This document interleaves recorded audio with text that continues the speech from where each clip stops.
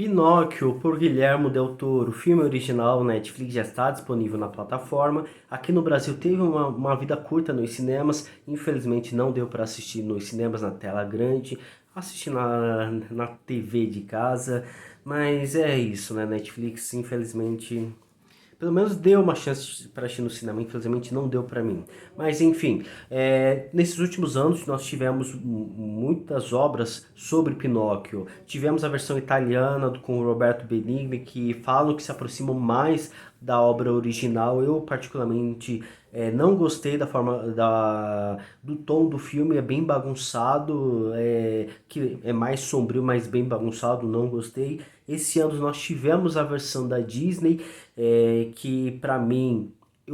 tem elementos bons e se aproxima mais do mundo clássico, dos filmes clássicos da Disney, e por mais que a crítica especializada não tenha gostado, e nós temos agora o filme que para mim, dentro desses três, trazendo a comparação, é o melhor. Guilherme Del Toro é um grande cineasta, ele provou isso, A Forma da Água, apelou em A Forma da Água, trazendo tudo aquilo que a gente gosta em um filme, em um cinema, ele trouxe e conseguiu equilibrar em um filme, então, de certa forma, ele apelou ao conquistar a gente, trazendo tudo aquilo que a gente gosta. Ele também fez O Labirinto do Fauno, A Colina Escarlate, e agora a gente conhece o cinema de Guilherme Del Toro, e agora ele se desafiou, ou nos abrilhantou com essa obra Pinóquio, uma obra em stop motion. Então, além das suas habilidades e também de todas as suas alegorias, de criar mise-en-scène, de criar elementos das cenas, ao se desafiar ao criar cenários, como por exemplo a Colina Escarlate, ele veio dessa vez fazer um filme stop motion, trazendo cada personagem com detalhe diferente, cada personagem bem diferente um do outro, um grande mise-en-scène, trazendo diversos estilos de animações, seja ali nos próprios personagens em stop motion, seja nos próprios figurinos dos personagens e também dos cenários. Se eu não me engano, eu acho que tem uma cena que mostra um fundo que acredito que ali foi uma tinta a óleo que foi feito ali. Então eu acho que o diretor conseguiu combinar diversos estilos de animação e, é claro, o stop motion em primeiro plano, em evidência, mas alguns outros elementos ali de animação para dar apoio a Pinóquio, fazendo um grande filme, fazendo uma bela obra de arte. É um grande filme cotado para o Oscar e com grande potencial para vencer. Afinal de contas, não lembro de nenhum outro que pode superar ou estar ali brigando paro a paro com Pinóquio. É uma grande obra de arte, seja pela questão dos enquadramentos, dos posicionamentos de câmera e de cada detalhe dos personagens, um personagem diferente do outro. Ao longo da narrativa, eles vão se alterando, a gente percebe no próprio Pinóquio, ele começa de um jeito e ao longo da narrativa ele vai mudando, ele vai se aperfeiçoando. Então é um diretor que não tem preguiça em gastar recursos, investir em recursos, investir no design, investir em cenários, investir em tecnologia para criar essa animação. Cada um é mais bonito do que o outro, e esses elementos cênicos, eles também são muito importantes para a narrativa da história, eles vão se transformando ao longo da narrativa. Então é uma grande obra de arte, é incontestável a forma brilhante que Guilherme Del Toro traz para dentro de Pinóquio, para o visual de Pinóquio. Já em questão mesmo da própria história, Pinóquio consegue conquistar a gente de uma forma bem melancólica. Primeiro, tem toda a questão, toda a introdução para o personagem Gepeto, que é a questão da perda do seu filho querido, devido a um grande acidente provocado graças às consequências da guerra. Algo que já é bem presente nas histórias de Pinóquio, mas que Guilherme Del Toro conseguiu trazer, conseguiu fazer mais palpável, mais claro para dentro dessa obra, para dentro do seu filme, por mais que os outros filmes eles tragam esse elemento, mas de uma forma mais fabulosa, trazendo mais puxado para a fábula. Aqui é muito mais claro a questão da guerra, a questão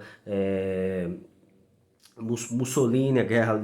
da Itália, e o filme ele dá essa grande introdução, trazendo o personagem de Gepeto perdendo ali o seu filho amado, seu filho querido, que ele acaba entrando em depressão, e esse tempo gasto, os filmes não trazem isso, os filmes não investem nesse tempo em introduzir os personagens, é algo é algo bacana, gostoso de acompanhar. Até essa pequena dedicação faz uma grande diferença, porque é uma grande introdução para o personagem Gepeto e que é muito importante para esse vínculo que é criado, para esse vínculo que depois é criado entre Pinóquio e Gepeto. Esses pequenos minutos trazendo ali o personagem que eu esqueci o nome, o filho do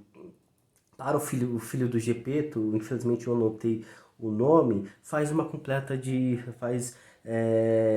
Carlos, se eu não me engano, acho que acredito que Carlos, faz uma completa diferença, porque assim, com aquela perda, com o próprio simbolismo da origem do próprio Pinóquio, da árvore, do pinheiro, é uma completa diferença e a própria depressão que o Gepeto tem são elementos que e essa introdução, esses elementos na introdução são elementos muito importantes para o que vem pela frente, que aí depois quando o próprio Pinóquio vem, essa relação, esse vínculo que é criado entre os dois, o vínculo de pai e filho, a questão de obediência, até mesmo a própria super proteção de Gepeto com o Pinóquio, são muito mais palpáveis, são muito mais os vínculos são muito mais fortes. É aquele cinema que não é preguiçoso. Não é porque dentro de um filme o roteiro ele fala que o pai e o filho ele tem um laço forte. Não é porque eles falam que eu devo acreditar. Agora, se o filme ele para e ele se dedica tempo para criar isso, para mostrar esse vínculo, aí sim fica mais forte, fica mais palpável esse vínculo, e aí sim é um cinema de qualidade, é uma história com qualidade, não é preguiçoso, dá um tempo para a criação dos personagens e faz os personagens sim serem importantes, e é isso que eu gosto de acompanhar dentro dos filmes, essa preocupação em se aprofundar nos personagens e eles sim serem importantes, os personagens serem mais importantes do que a sua própria história, porque assim eu me apego aos personagens e a história dos personagens, elas sim são relevantes para mim. Então é isso que eu gosto e Pinóquio, a história de Pinóquio, o próprio Pinóquio e o Gepeto, eles têm isso, tem esse detalhe, essa introdução e tem essa preocupação com esses personagens. Por isso que gostei de acompanhar o Pinóquio. E a própria guerra, desde a própria morte do filho do Gepeto, e até mesmo o recrutamento dos jovens, das crianças para a guerra é muito forte, é muito mais palpável, é muito mais evidente dentro dessa obra. E essa contextualização que aparentemente era só um plano de fundo, era só um subtexto, é presente também mais à frente da narrativa, quando o próprio Pinóquio acaba criando ali uma amizade junto com o filho que é um general, que é um lá do exército, é, que, que, que, que gosta do Pinóquio por ser aquele soldado perfeito, aquele soldado que morre e que depois volta à vida. Que inclusive essa questão mesmo da própria essa questão da vida após a morte é também vista que é colocado também aqui nessa obra de Pinóquio. Eu já avisar para vocês que eu não li a obra Pinóquio, eu não sei o que de fato foi criado ali, e muito menos eu lembro desse elemento da pós-vida do Pinóquio sendo um elemento inserido nos outros filmes. Eu não sei se está na obra original, eu não sei se está nos outros, né, já foi colocado em outro filme, eu não lembro, acredito que não, acredito que seja um elemento mesmo do próprio personagem do próprio personagem criado pelo Guilherme Del Toro e que isso acaba sendo um grande recurso narrativo, afinal de contas a pós-vida do Pinóquio, a volta à vida do Pinóquio, além de trazer ali um gancho narrativo lá pro final, para não usar muito spoiler, acaba sendo pertinente também essa questão da guerra, a questão de como o Pinóquio acaba sendo diferenciado, o boneco de madeira é visto como um soldado perfeito, aquele soldado que morre e volta à vida, que inclusive o Pinóquio acaba criando muitas amizades durante esse percurso, tem ali acredito que o macaco, o chimpanzé ali dentro do circo, que era controlado, que estava sendo ali, que controla ali os bonecos e que fica com ciúmes por isso. O Pinóquio rouba a atenção, acaba sendo a pessoa mais próxima ali do chefe do circo e acaba ficando com ciúmes do Pinóquio, mas depois ajuda o Pinóquio e também tem essa questão do filho do general que acaba ficando de lado devido ao Pinóquio, seu soldado perfeito, mas que Pinóquio consegue conquistar a amizade dele e acaba criando esse vínculo entre esses dois. Então é um filme que mostra um personagem que faz uma diferença dentro de onde ele se encontra, dentro de por onde ele passa, em que é um personagem que por mais que seja uma criança, seja arteiro, tem a questão da própria mentira do personagem, mas que ele acaba fazendo uma diferença por onde ele passa, ele acaba mudando as pessoas, ele acaba conquistando as pessoas devido à sua autenticidade, devido à sua própria inocência, até mesmo sua própria imaginação e até mesmo pelas suas outras qualidades, persistências, enfim. Pinóquio é um filme sublime, com lindo visual, com elementos únicos, cada um bem diferente do outro, com diversos enquadramentos sublimes, com uma obra bem difícil de fazer, com certeza foi difícil de fazer, mas bem brilhante, bem gostosa de acompanhar e é claro com uma história muito bonita, um vínculo de pai e filho muito forte, lado bem melancólico dentro dessa história do Gepeto, do Pinóquio, com um arzinho de esperança,